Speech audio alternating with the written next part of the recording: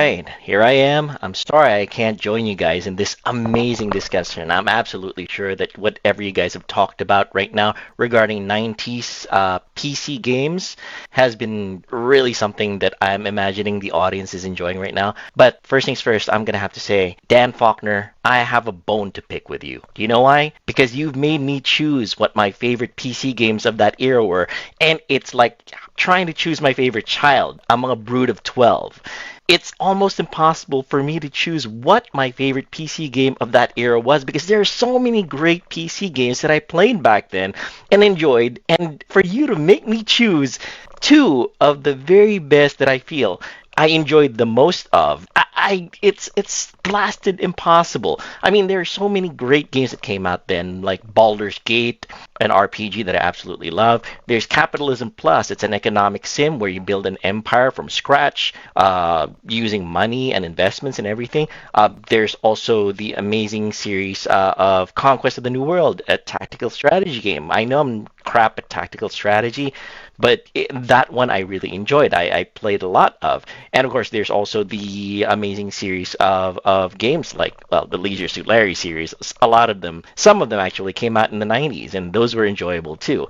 But I digress. You've made me choose my two favorite PC games of the 1990s era, and I'll have to settle for a couple that I completely enjoyed, but I can't really say are my all-time top because it's impossible for me to say which ones are my all-time tops. I'll just say that my first most favorite series right now that I can toss out from the top of my head is the Wing Commander series. Well, particularly Wing Commander 3, The Heart of the Tiger, and Wing Commander 4, The Price of Freedom.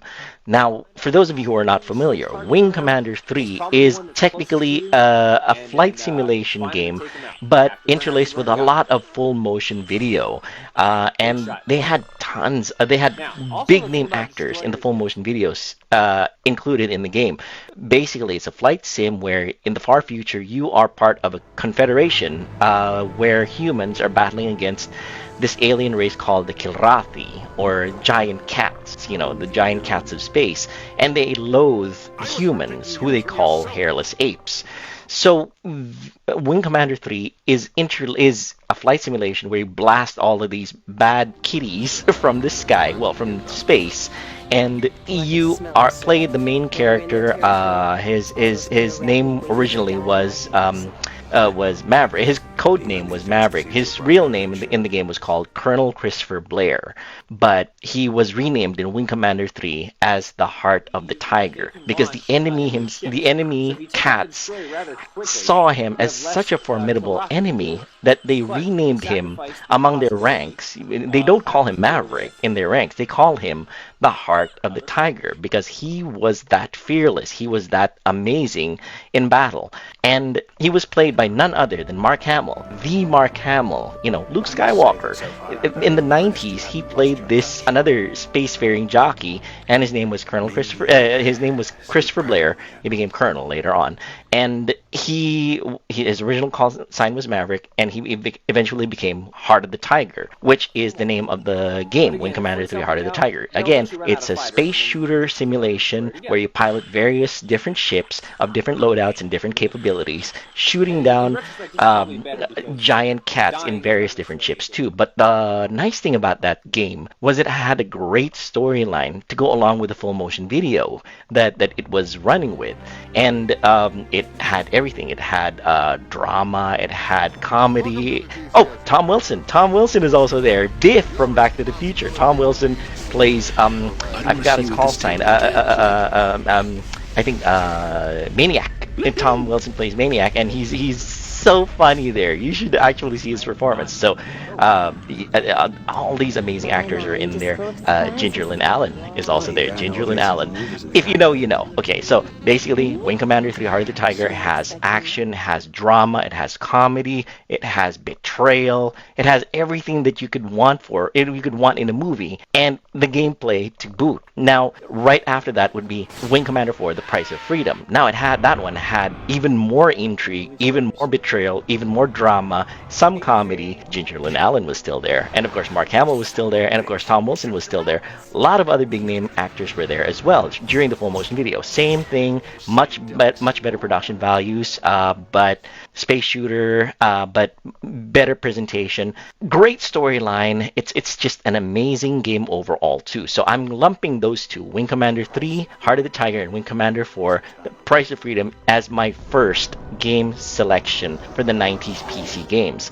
All right, so that is my first game that I choose for my best PC game of the 90s for this show. Now, the second selection that I'll toss out is a game that my brothers and I enjoyed so much of back in the 90s. It's part of the Gold Box series of Dungeons and Dragons games back then. For those of you who are familiar with the Gold Box series, they are a set of role-playing games where you moved characters around in grids in battle, and of course you followed certain storylines in the Dungeons and Dragons series of books. The Gold Box games that I played, that my brothers played, the Death Knights of Krynn and the Dark Queen of Krynn, follow the storyline from the books of Dungeons and Dragons called the Dragonlance series. Now, the idea is that you are a group of adventurers, of course, Dungeons and Dragons, going out to fight what looks like an invasion of dragons towards your homeland of Krynn. And all these different dragons have different powers. Like the gold dragon is no, actually the red dragon breathes fire, the green dragon breathes acid, if I remember correctly. The white dragon breathed ice, and the blue dragon, I believe, breathed lightning. So they were amazing final bosses, shall we say. But of course, behind them were different factions, like the Death Knights, the undead knights that would plague the land, and of course, the final boss in effect would be called the Dark Queen. I forgot her name completely, but she was the big bad in the third game. Now, it's a tactical strategy game where you move your characters, and of course, they were the quintessential Dungeons and Dragons characters. There's the paladin, there's the dwarf, there's the elf, there's the fighter, there's the mage. All of them have different skills, have different skill sets, different abilities. The mage could cast fireball, one of my favorite spells. The paladin could turn undead at certain times of the day. He would be able to gather his power, but he would be one of the strongest knights there. They loosely followed the storyline of the books, but they were so much fun that I didn't mind the tactical strategy part of it. I'm not very good at tactical strategy games, but moving the characters around and tactically being able to go around and run with Dungeons and Dragons rules like backstabs, long-range missile weapons, magic spells and everything. Death Knights of Krynn and Dark Queen of Krynn of the Dungeons and Dragons Gold Box series were so much fun to play. So I can honestly say that if you are looking for old school style RPG, sorry to say, Joe, it's not JRPG, but in the old days we had the Gold Box series of Dungeons and Dragons games, and the finest of them, in my personal opinion and in my brother's opinions too, were the Death Knights of Krynn and the Dark Queen of Krynn. So to recap, I'm angry at you, Dan, for making me choose my favorite, two games to talk about here for this episode. I'm angry at you, but of course, I'm thankful for the opportunity as well. So the two series that I'm talking about are not the absolute best of the selection, because if you ask me how I made those choices, I had to go through my GOG account and look through all of the games that I love, and it was just so painful trying to find one that would. One or two that I can actually say this would stand out, and I would love for our audience to play.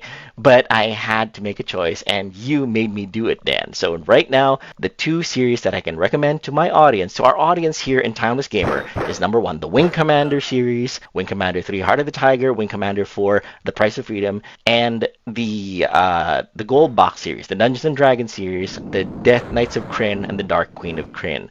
You can play through all of these games as they're connected, because they are kind of connected to each other, although you can play them all separately as well. You will get a recap at the beginning of each game, so that's not going to be a problem. That is my selection for this episode. If you want more of the games that I absolutely loved from back in the 80s, just let us know and we'll continue the discussion there.